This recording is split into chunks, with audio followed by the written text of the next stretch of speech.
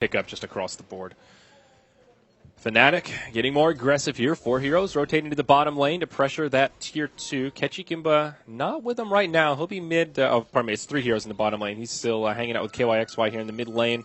The Diffusal Blade right around the corner here, Purge, and he went for that build. The Yasha right into Diffusal, and he's only a couple hundred gold away. So now this PL will start to be a threat in these fights. Ohio in the tree line. He'll just TP out.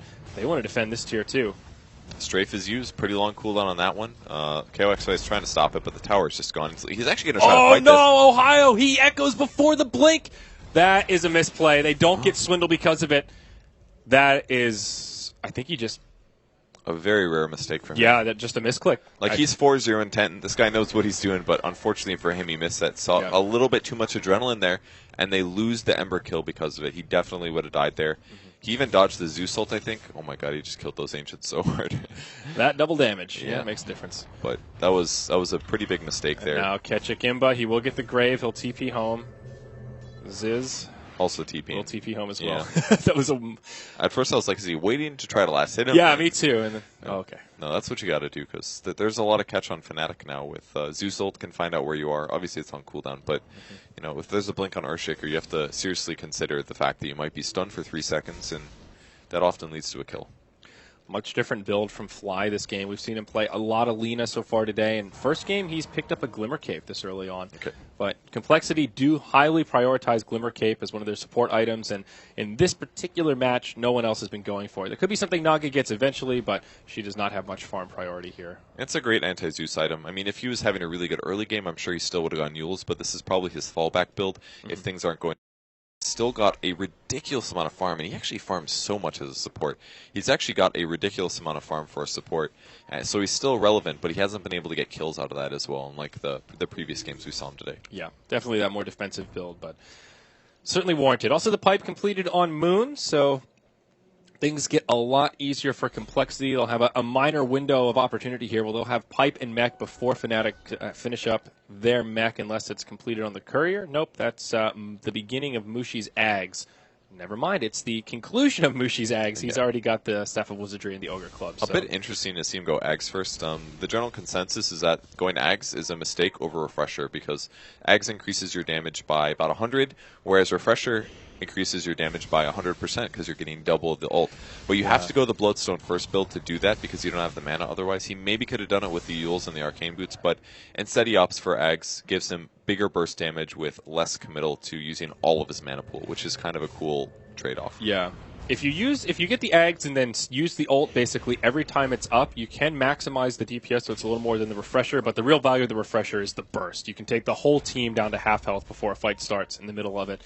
So it is about trade-offs, but you're absolutely right. Everyone that I've talked to has said, yeah, Ags just feels a little bit underwhelming when it's all said and done. On the bright side, they might want to move me under here. On the bright side with this build is that immediately after he gets Ags, he can now get Refresher, and then his ult combo does way more than the previous does, because then it would do up to 640, double that up to 1200 AoE magic damage to every enemy hero. That's so strong. Even with a pipe on the entire team, it still just obliterates it and still does huge amounts of damage. So Tier 2 up top was taken out in that fight prior, so Swindle will just kind of poke at the high ground here, see if he can pull some reactions back. KYXY will be the one that rotates, while the rest of Fnatic are all grouped up in the Radiant jungle.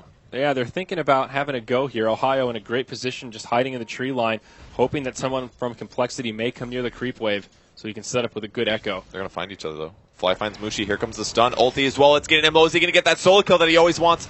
Fissure is going to come down. Tombstone as well. That's it. Vacuum gets it on Darkseer. Great pick from Fly there. Beautifully done. Great setup. Value, man. 5 seconds of invis and you set up on the enemy core and get that kill. That's exactly what Fly's used to doing. And he does that so consistently. Always killing a core as a support. And boom, he's up to 1,600 gold. Now he may be able to transition back into Eggs. Yeah, and they also get the Tombstone kill as well for some of that extra gold. With Zeus dead, they'll feel very safe moving into the Roche pit. Abuse that Medallion Deso, and the big boys going down quick. This should be a nice, easy Aegis. Probably going to Ziz, though. Yeah, I think it'll go to Ziz, though he does have his BKB coming out pretty soon.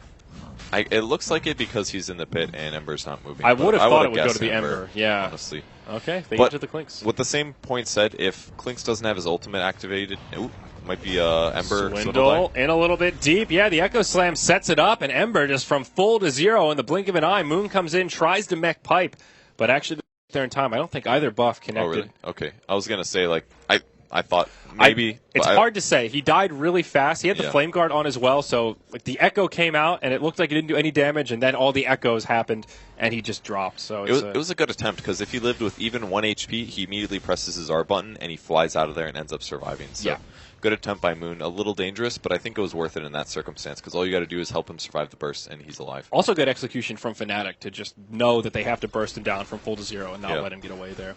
Now we'll see this Earthshaker move into the Shadow Blade, so more mobility there, and also we'll let him do some more damage. We've already seen how much these totems hurt. Now adding that Lothar backstab to it makes it hurt that much more. He is so farmed. He is actually so farmed. Yeah. His net worth is probably ridiculous. It's actually not that high. I'm so surprised. But he has so many items for an Earthshaker. It's incredible. BKB is up on Clinks now. So he doesn't have to worry about the Earthshaker anymore. He doesn't have to worry about the Zeus, as long as he doesn't get chain stun first. So that's probably why they got the Aegis, because if his ultimate's not up, his HP's quite low. And if he doesn't get his BKB off first, then he is just no use to the team fight. Ember has slightly more survivability skills. Yeah, Ember now picking up his Chrysalis, so more damage for him. And yeah, BKB on Clinks. He might run into the entire enemy team. Oh, the smoke. Ohio in the front lines will get broken. Tank and that Fnatic will just retreat. Yeah, that's it. Guardian Greaves come out from Moon. Gem, he spots Ohio. He should realize he's running after him. This is dangerous. Okay. Check the items. I was like, oh, he's got a gem. This is stupid.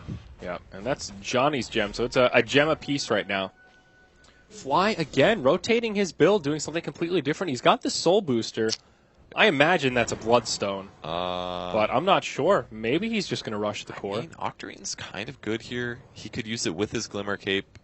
It'd lower the cooldown by a pretty large amount. He'd have 5 seconds uptime with 7 seconds downtime. It's pretty good. But I think it's probably Bloodstone, because he doesn't have any mana regen items other than the Urn, and he's going to lack on that. And he did disassemble his Boots of Speed, or his Arcane Boots, excuse me, to make this. So he really needs a mana regen item, and he farms so much anyways. He didn't go the Yules. I think you're right. It's going to be a Bloodstone almost for sure, just to guarantee his mana regen.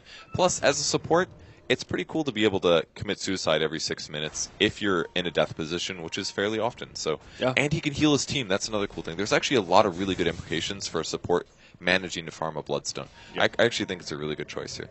Yeah, the heal is one of those often forgot about pieces of the item that makes it really powerful. Ohio Tower goes down in the bottom lane. Ohio goes in, but the Echo, it's whiffed. His Swindle goes right into Slight. Now the ultimate from Zeus comes out, but it's Complexity that are doing the damage here. Ohio gets Grave, but he'll get caught by the Ensnare and brought down as Moon gives him the punch. Now Ketchik I.M.O without a Grave in some trouble. He will have a Ghost Scepter, but it just makes the Lina do that much more damage. Already a 3-for-0. KYXY caught by Searing Chains. Make it 4 as Complexity erupt with some momentum here. They'll get 2 towers out of this as the Guardian Greaves come from Moon Meander. And Fnatic losing a lot out of that fight. It's a 4K net worth swing. There's a little bit too much hesitation on Earthshaker there. He fissured, he popped his Soul Ring, and then he went for the Echo Slam. And at that point, the Sleight of Fist came out and he dodged the Echo Slam. And then no chain stun, Swindlemelons doesn't die. This is scary for Fnatic. They could actually just get Raxed here at 32 minutes. Buyback not a good for place to lose the KYXY. fight. Even when the Earthshaker comes up, they know he doesn't have an Echo Slam, and that's their big defensive tool. Similarly, they know the Thunder God's Wrath is down. 2-3 tower falls, and Barracks turning into rubble as Complexity continues on this momentous streak. They'll leave the range Barracks standing, but they get the melee, and they get out of there scot-free, not conceding a single death in that fight as Ziz now completes the defusal. Good call on that one as well, Purge, given that they've got 3 Ghost Scepters now on the Dire side. And the Bloodstone for Fly finish, that's flying out as well. So Complexity is in a commanding position here. You can't lose a team fight that badly, that close to your own base, because if you do, you don't even, you got buyback instantly with teamfight ultimates, or you lose the rack, especially against the Clinks with the Deso. The damage is just way too high, and even Ember Spirit builds a lot, so the Deso is going to builds a lot of damage, so the Deso synergizes really well with that as well. They might get some of them, so Fissure first, here comes the Enchant Totem, no Echo Slam fault, but it doesn't matter, the Zeus ult comes through, and with help from the Undying ult, he's able to get killed. But that was very, very razor edge. Yeah. And even though Undying has been farming reasonably well this game for a position 5, he still doesn't have the mech. Just a couple 100 gold away from the recipe, so he will get it soon. He was so close like 20 minutes ago. He's just died too many times since then. Well, seems more like he just hasn't gotten that much farm. Like, That too. Undyne largely gets his gold from winning team fights and ganks and stuff, and his farming ability is actually very weak. It's pretty much Tombstone or nothing. You don't want to use Tombstone to farm. So Yeah. if you just, one of the ways to beat Undyne in aggressive dueling is just don't die to him. And yeah, he'll get farm, but he's not going to snowball obscenely out of control. So that seems to be just what Complexity did. They're just ignoring the Undyne in a lot of ways, and he hasn't been able to farm that much because of his poor skills for that, and he just doesn't have a mech yet. Mm-hmm. So, down bottom, little fight breaking out perhaps. Nope, Just messing. Just Moon and KYXY doing the dance around each other here. KYXY did have to buy back on that last fight as well, and they still weren't able to hold the barrack, so that was that did put a decent dent into his income. He still has not upgraded the Manta, though he does have the gold for it. It could just be a casual Yasha, and he'll just go Scotty next. It's possible. Scotty's a really good build on Phantom Lancer because he's usually up front hitting anyway, so he can slow his opponents. Pretty good against Ember, as long as he doesn't have a Spirit setup. If you're slowing him, his speed on those coming out is very low. So I feel like Scotty is pretty good here, and kills Clinks as well. If he goes on top of Clinks, there's no way Clinks can ever get away, basically, except for Invis. Yeah, I like this style of build. It reminds me of what Mushi used to do on that Medusa, where he would just go phase boots Yasha for his kind of movement pieces made, then go right into a Scotty. And you get the best of both worlds. You get that carry damage, bottom. All that. Swindle's dead. Swindle just. Oof. They're doing a great job ganking him. Like, I mean, he's like taking all these Echo Slams, but they're just shutting him down left and right. Definitely needed. Ziz is going mid, though. Oh, he's going to get a courier 100%. Just sentries and wards, no big deal, but they might get a double kill out of this. There's the wall. Vacuum as well. Kessing I.M.O just gets blown up. Can't even grave. Oh, no. Now Ziz pops his BKB. Johnny's left high and dry on the high ground. Ohio comes in, but he has no ultimate here. Song of the Siren to reset things. Oh, he could go on Mushi in a 1v1 here while they're split out. All right, we'll zoom out here and see everything. Johnny definitely going to fall in this fight. Ohio takes the Laguna as well. Mushi, he'll survive off to the side. Still a fight going on in the back line. KYXY, he finishes off the Ember Spirit, but they find him indeed. Doppelganger buys him a couple of seconds here, but can't make it up to the high ground, and Moon will finish him off. Puts on those boxing gloves and finds a victory. It's a 1 for 4 if you count that Ember going down. Oh, he actually bought back, so he died twice there. Oh, wow. Okay. That makes more sense. So that was actually not a very big net worth swing for Complexity, but still, they clear up 4 on Fnatic, and Phantom Lancer's down for 80 seconds. He bought back in that last fight. It's still on cooldown. He bought back and died again? Phantom Lancer, he bought back at the bottom part. Yeah, it's been on cooldown from that last fight, so he's still out of the game for a whole minute. That's pretty rough. And they also don't have a glyph here, Purge. Oh no, this is bad for Fnatic. And they can't stop this push with Pipe. Like, they did some damage to Moon Meander here, but the tower goes down. That's 2 towers now, completely worth it for Ember's Spirit now. Surge comes out, Tombstone down. They're trying to stop them. Their HP's getting low. They've got heal mech in about 2 seconds here. Yeah, BKB by Ziz as well, and he takes no damage from that. Okay. Well, they hold their ranged barracks again, but Complexity should be pretty happy with that. They get out essentially scot-free, no additional casualties, and they get yet another melee barracks. Fnatic hanging in there, but their options getting more and more limited as Complexity now over a 15K net worth lead, nearly 7,500 experience. And this is the story of them every game. Even if they're slightly behind, they'll play very, very safe, and they'll make their plays. They'll get some good map vision, really aggressive wards, and constantly pushing lanes and farming. Fly has 168 CS as a 4-position player. He's got a BOTs now. He just has luxury gold to be able to be like, you know what, I'm going to keep my wand. Like, how often do you get to do that as a support player? Yeah, 12 Bloodstone charges. You look at this Undying, he finally gets his mech. That's progress for Johnny, but relative to these Radiant supports, it's just not that much. Looking at the Naga Siren even, she's got 2 gems, working on a Glimmer, has the Glimmer Cape, and now just right-clicks an entire Diffusal Blades. That's double Diffusal now for Complexity. They've got plenty of tools to deal with these Ghost Scepters. It's good for a couple of reasons. First of all, like you said, remove Ghost Scepters. Is there any other buffs they can remove? They can maybe remove Weave from heroes. I'm not 100%